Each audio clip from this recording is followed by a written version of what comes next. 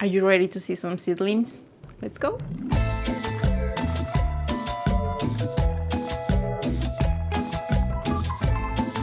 Today I want to show you how my seedlings are doing. I have plenty of things. These guys are ready to be transplanted outside. And I'm actually going to be starting the hardening off process for a bunch of this. I'm going to show you what I have growing. I'm going to show you some fails that are happening and other things that are just making me so very happy. I have these 2 trays right here. Let me show you this one first. All of the seedlings that you see here are snapdragons. I pinch a bunch of these guys and others I left unpinch, and they are pretty tall. Like, they're pretty tall. Look at my hand compared to the height. They are doing amazing. All of the snapdragons over here were started on the 18th of January. So they have been here a little bit over a month. Look at that gorgeousness. I have a few different varieties there. I believe that I have 3 different varieties. Look at that.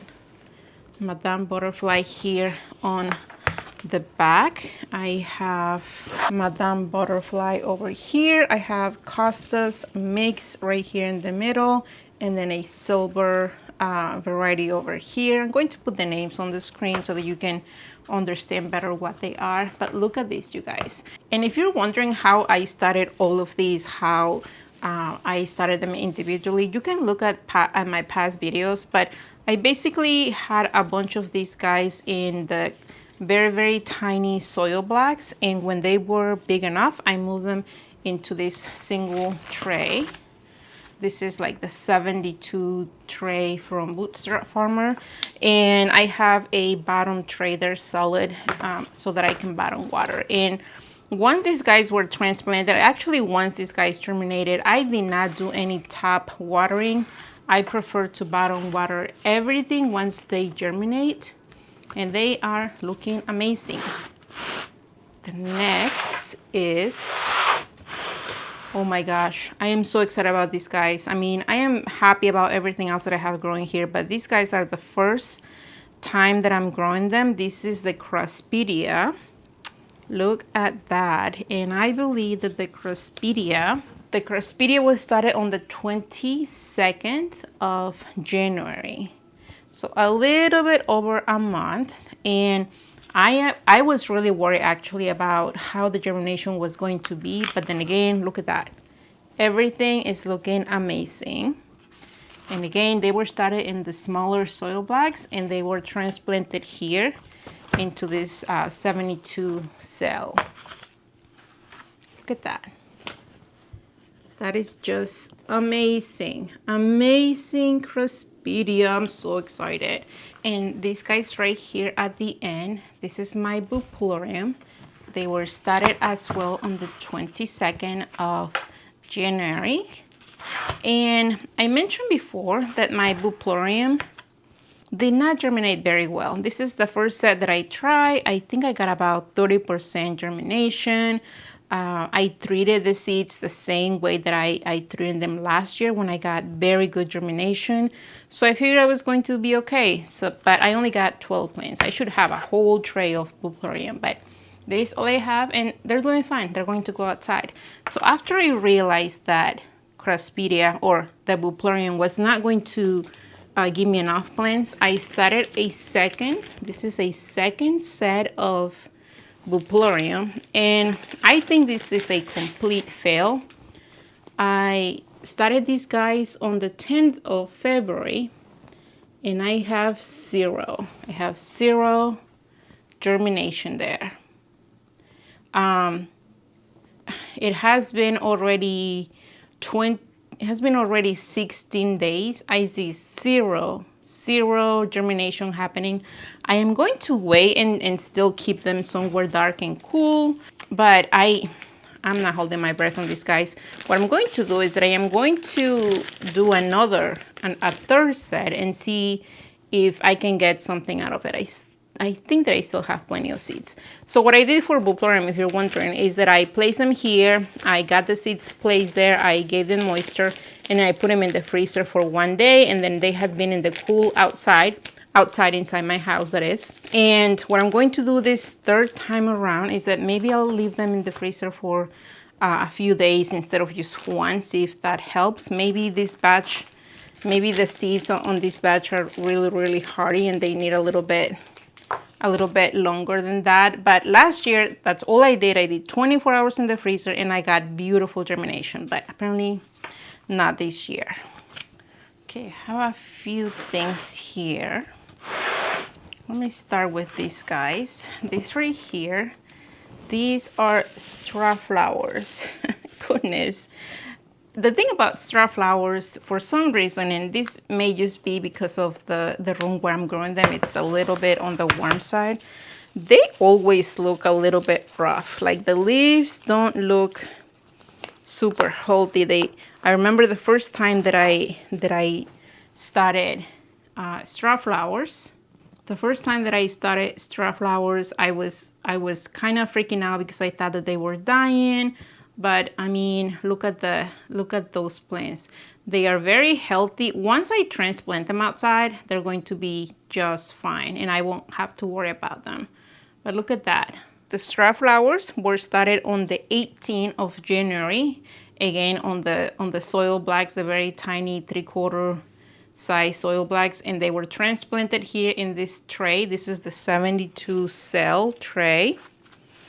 And the reason why I like these trays, these are the same size that you will have your 6 cell, maybe just a slightly taller, but these are the same size. I like them because I can just grab them and handle them like that instead of having to work with individual cells. But this is my strawflower. They're very ready to go outside. They're super ready.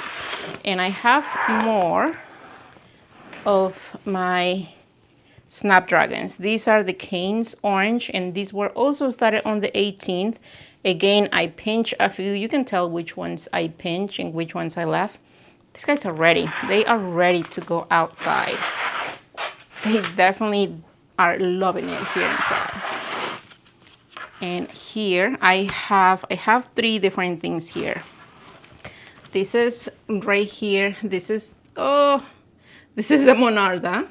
And this is my first time growing Monarda, and I had really good germination. But then once I moved them out of their cell, out of their soil blacks here, and then I moved them into the bigger containers, I noticed that they were struggling. And I think what happened is that I was giving them a little bit too much water, and once I stopped giving them that much water, I was letting them dry a little bit longer than usual, longer than I will let the other plants dry. Then they started kind of picking up and looking a little bit more alive. But I have a bunch that they just kind of died. They just kind of died. So I do have another set. This is the first set that I started. I do have another set of Monarda that I am starting. And if you're wondering, the Monarda I started on the 22nd of January. And here is another set of Monarda, and I'm taking it very easy on the water. I don't even think that you can see the germination because the plants are so tiny. And these guys right here were started on the 18th of February. It's only a few days ago, and I do have lots of germination, but again, the seeds or the leaves are super tiny. And right here in the middle, I have a bunch of foxgloves. I didn't have very good germination this year with foxgloves, and I don't know why. But I'm happy with what I got. I have plenty of plants there. And these guys right here were started on the 18th of January as well. Look at that. Beautiful plants. And the same with this snapdragons over here, the 18th of January. You can see the ones that I pinch are shorter, and these tall ones are going to be the first to bloom, hopefully, fingers crossed. And these guys also were started on January 18th. Beautiful, beautiful. So what I did a few days ago, actually on the 19th of February, I went through all of my snapdragons and I pinched them. And I took those cuttings that I took from pinching the plants. I grabbed those and then I put them in their own little cells, trying to propagate those cuttings. And these are all the plants that I'm hoping to get extra. As you can tell, they look really, really good. I have been giving them water, bottom watering, and I have kept a dome on and off. And the reason why I'm taking the dome off here and there is because these leaves will get really, really wet, and the condensation in the dome will get so high sometimes that they will start kind of wilting a little bit. And I don't know, it's something that you definitely have to play with when you're using a dome and you're trying to propagate plants that have leaves, like mature leaves already. But they look amazing. These guys look like they're going to make it. Look at that. If they'll make it, like if half of these make it, this will be free snapdragons that I was just going to throw away. If you have never done that, I'm going to leave links to that video where I did that. It's super easy. You just take the cutting and you place it into some potting mix and you keep it moist and hopefully they'll start rooting. This right here, these are the petunias that I started a couple of days ago. Obviously there's no germination just quite yet. And this right here, this is feverfew that I started on the 10th of February.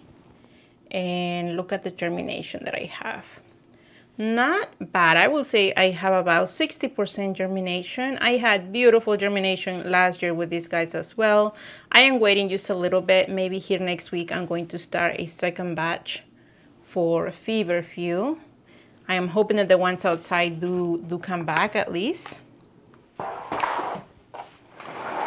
And this right here is just one of the many tubers that I have growing already for cuttings. No, I am not waking up my tubers this early, but I am waking them up for cutting. So the sprouts that I get from the tubers that I have here, those I am placing them in their own potting mix and I'm hoping that they get roots.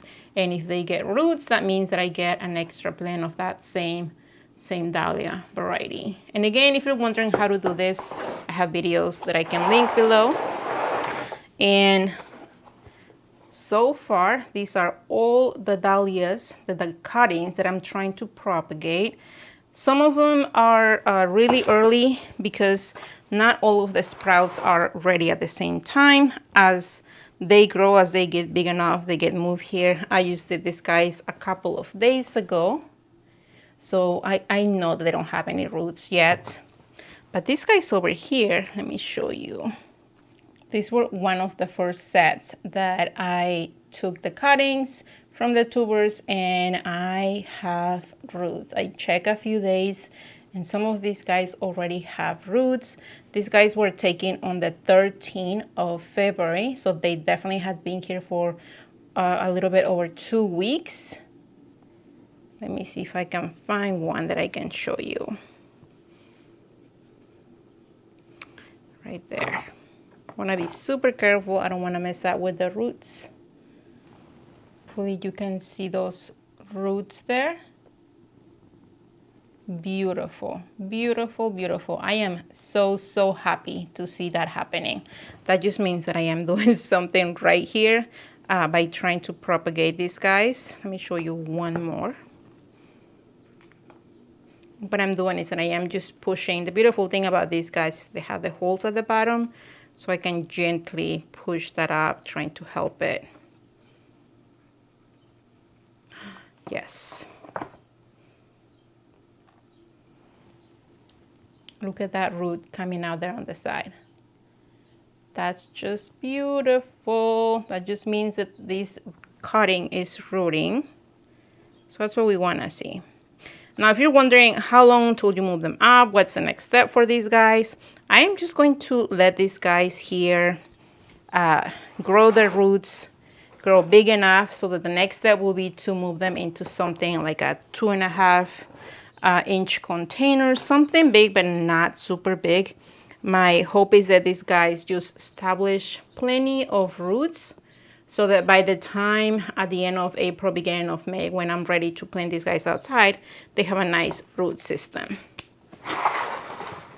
Here are just a few more things. I have single tubers here that I am also propagating. I didn't have many of these varieties, so that's why I just place it into these bigger pots. And this guy still has a couple more days at least, if not one more week before I can take it and try to propagate it as well. That's what I have here. I have some that are definitely a little bit, definitely a little bit more advanced, but look at that, beautiful, beautiful greens. All tubers kind of have their own timing when it comes to growing sprouts. Over here, I have some Brussels sprouts, and these guys are also, they need a little bit of water. These guys are also going to be going outside soon. Here, starting in the next couple of days, the forecast looks really good for most of these cool plants. Snapdragons, strawflowers, craspedia, bupleurum, foxgloves, monarda. I am going to start hardening those off little by little. Each day I'm going to take them outside a little bit longer than the day before. And I'm hoping that at the beginning of March, depending how the forecast looks like, I will have these guys in the ground. And I know that they will be all right. And I'm just so happy, you guys. I'm just so happy with how everything is looking. I hope that this video was helpful for you. If you have any questions, let me know. I will try to link to all of the videos where I have been showing you how to start this from seed, how to start the dahlias, how to pinch those snapdragons. And I hope that it's helpful for you. Thank you for being here today, and I will see you on the next time.